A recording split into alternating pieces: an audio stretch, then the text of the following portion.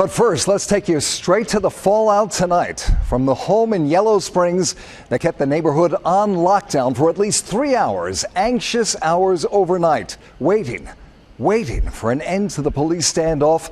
And then, when the bullets stopped flying, the man barricaded inside that home was dead. Tonight, we've got new details for you, including police radio traffic of the chaos unfolding. Listen. Advise you have many guns trained on the front of the house, so make sure you got good cover if you're behind it.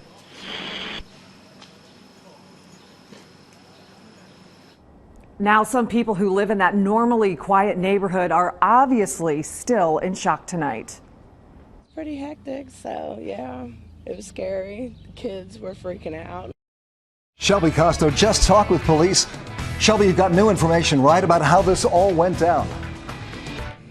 Yes, that's right, Jack. Police tell me this all started when Paul Schenck got into an argument with his son. Now, it's been 12 hours since this standoff ended, and as you can see, North High Street here is still blocked off. And if you want to pan down the street to the scene, you can see that police and BCI are still here on the scene investigating after this shootout with law enforcement.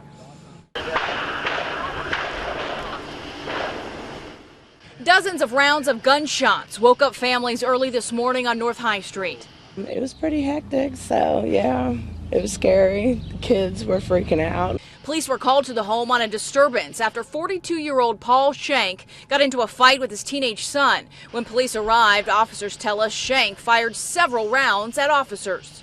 It was a dangerous, very dangerous situation, and we're very fortunate that none of the deputies, none of the law enforcement on the scene was hurt, and none of the citizens that happened to be in the area were hurt. Several agencies responded, and 2 Greene County deputies fired back. When the firing stopped, a robot with a camera went inside. Schenck was found dead in his home.